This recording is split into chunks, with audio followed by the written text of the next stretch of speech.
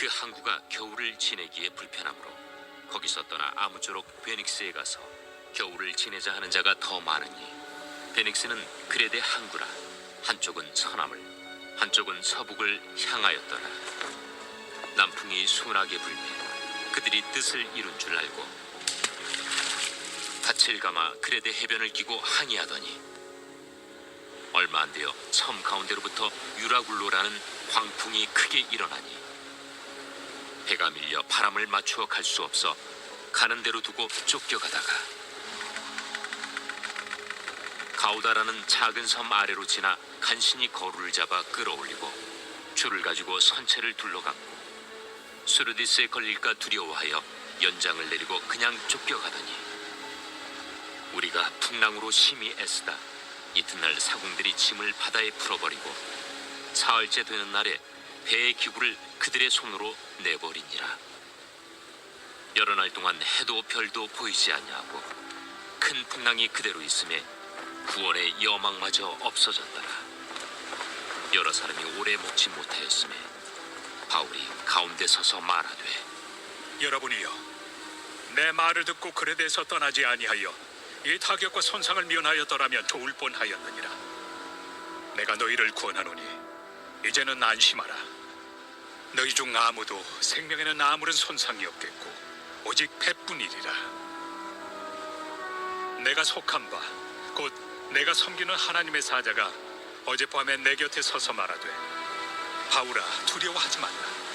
네가 가이사 앞에 서야 하겠고 또 하나님께서 너와 함께 항해하는 자를 다 내게 주셨다 하였으니 그러므로 여러분이여 안심하라. 나는 내게 말씀하신 그대로 되리라고 하나님을 믿노라. 그런즉 우리가 반드시 한 섬에 걸리리라.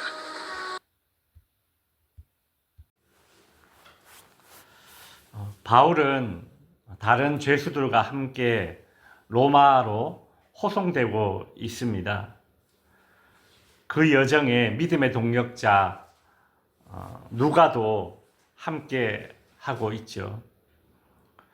로마로 가는 도중에 미항이라는 항구에 정박을 했는데 바울은 항해를 계속할 경우에 배가 풍랑을 만나고 그리고 아주 큰 위기에 처할 것이라는 그런 예언을 하게 되었습니다. 그러나 배를 운전하는 선장 그리고 그 배의 주인인 선주는 그 말에 동의하지 않습니다.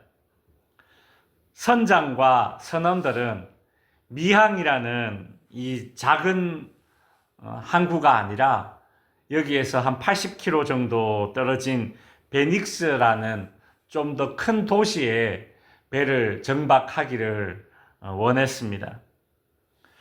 그리고 배의 선주는 물건을 사고 팔고 그리고 옮기기 위해서 하루라도 빨리 이 미항을 떠나기를 원했죠. 오래 머물수록 경제적인 손해를 보기 때문에 로마의 백부장에게 떠날 것을 강력히 요구했던 것 같습니다. 그래서 이 결정권을 가진 로마의 백부장은 바울의 말을 듣지 않고 선장과 선주들의 말을 듣고 따르기로 했습니다. 13절에 보면 그렇게 이제 출발하기로 마음을 먹고 결정을 하고 나서 딱 출발했는데 그때 마침 남풍이 순하게 불매 그들이 뜻을 이룬 줄 알고 닻을 감아 그레데 해변을 끼고 항해했다라고 하죠. 때마침 이제 남풍이 싹 불어준 것입니다. 남풍이 불어주면 그 배는 이제 80km 떨어진 그 베닉스까지 하루나 이틀 만에 쑥 갈 수 있습니다. 사람들은 이제 생각을 했겠죠. 아, 역시 떠나길 잘했다. 이제 그렇게 생각했을 것입니다. 근데 이제 14절에 보면 얼마 안 되어 섬 가운데로부터 유라굴로라는 그런 광풍이 크게 일어났다. 이렇게 이야기하고 있죠. 출발한 지 얼마 안 되어서 유라굴로라는 광풍이 불었다라고 기록하고 있습니다. 여기서 이제 유라는 동풍을 의미하는 헬라어와 그리고 북풍을 의미하는 이 라틴어가 섞여서 만들어진 단어가 유라굴로입니다. 한마디로 남풍이 불어야 목적지까지 이렇게 편하게 갈 수 있는데 북동풍이 분 것입니다. 그것도 아주 미친 듯이 바람이 불어친 것이죠. 그래서 바다에 큰 파도가 일어나기 시작했습니다. 바울을 통해서 하나님으로부터 지금은 항해할 때가 아니다, 지금은 움직일 때가 아니다라는 그런 메시지가 주어졌지만 사람들은 듣지 않았습니다. 불순종한 것이죠. 사람들이 불순종하기로 결정하는 데에는 여러 가지 요인이 있습니다. 오늘 본문을 보면서 그 생각이 듭니다. 첫 번째는 선장과 선주의 의견이죠. 선장과 선주는 뭡니까? 결정권을 가진 자들이죠. 힘 있는 자들이죠. 유력한 자들입니다.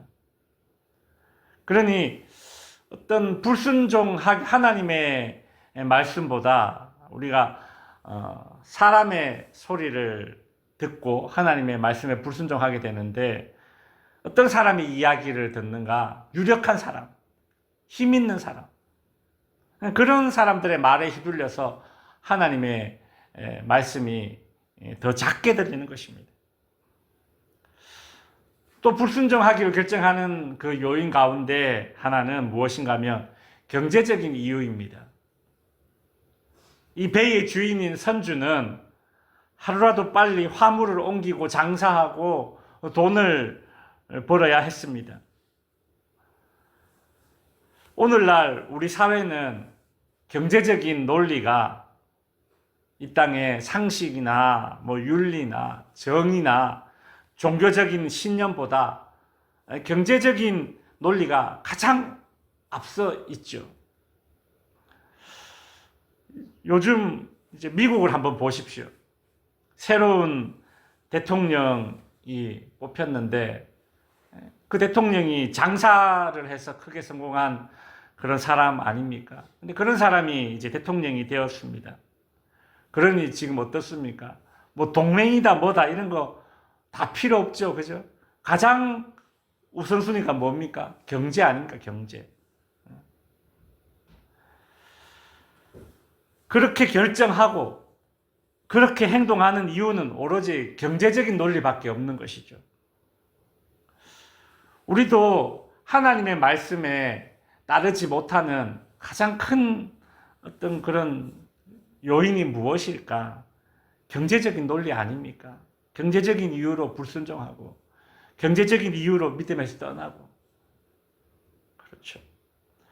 또 불순종하기로 결정하는 세 번째 요인은 무엇인가 하면 다수결입니다. 다수결. 많은 사람이 그렇게 하니까 나도 그렇게 하겠다라는 것 아닙니까? 선장, 선주, 힘 있는 사람들이 이제 내가 떠나자 그렇게 이야기했고 오늘 우리가 본문에 보면 이 12절에 보면 베닉스로 가서 겨울을 나자는 자가 더 많았다 이렇게 그렇게 기록하고 있죠. 그죠? 이게 다수결입니다. 다 많은 사람이 그렇게 하기 때문에 내가 하나님의 말씀보다 많은 사람이 결정하고 하는 쪽으로 나도 따라가는 거죠. 그렇게 하나님의 메시지가 거절된 것입니다. 더군다나 오늘 본문에 보면 그렇게 이제 불순종하기로 결정을 했는데 어땠습니까? 때마침 남풍이 싹 불어줍니다. 일이 아주 술술 잘 풀리는 겁니다.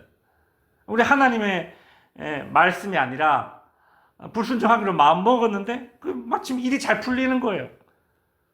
어떤 생각을 하겠습니까? 스스로에게 면죄부를 주지 않겠습니까?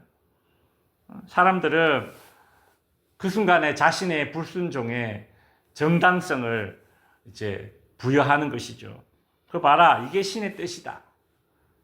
바울, 네가 믿는 신은 틀렸다. 그런 생각 안 했겠습니까? 그죠? 배에 타고 있는 사람들이 그런 생각을 했을 것입니다.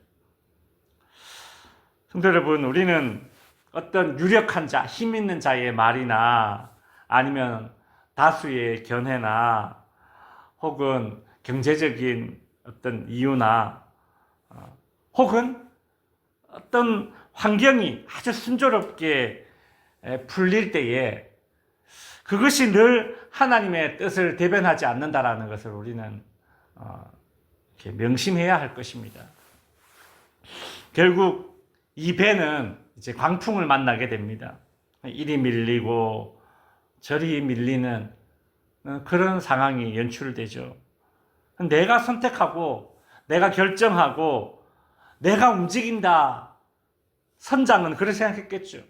이 배는 나의 통제권 안에 있다. 근데 광풍을 만나게 되니까 어떻게 됩니까? 아, 이 배는 내가 움직이는 게 아니었구나. 항상 광풍을 만나서 그때 깨닫게 되죠. 마치 우리 인생도 이 바다 위의 배와 같지 않습니까?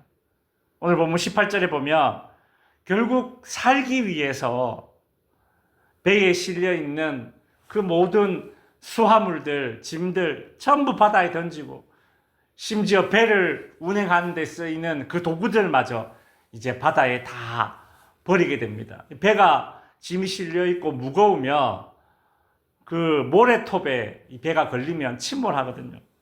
그래서 다 던져버리는 거예요. 경제적인 신념에 따라 결정했으니 이익을 봐야 되는데 선주는 이익을 보지 못하고 오히려 배가 침몰하게 되고 오히려 막대한 손해를 보고 심지어 이제 생명의 위협까지 당하는 그런 상황이 펼쳐지게 된 것입니다. 이제 말씀을 정리하겠습니다. 광풍은 인생의 주도권이 나한테 없다라는 것을 깨닫게 해줍니다. 내가 붙잡고 있는 거, 쌓아둔 거, 내가 내 인생의 목표로 삼은 거, 이런 것들이 위기 때에 정말 유익이 되지 못하고 아무것도 아니구나. 버릴 수밖에 없는, 버려야 되는 그 정도의 가치인 거죠. 근데 이것을 광풍이 불 때 깨닫게 된다는 것입니다. 바다에 던지지 않고 껴안고 있을수록 배를 더 무겁게 해서 가라앉게 만들기 때문에 버릴 수밖에 없는 것들입니다. 오늘도 내 인생의 주도권을 하나님께 맡겨야겠다라는 큰 결단이 있어야 합니다.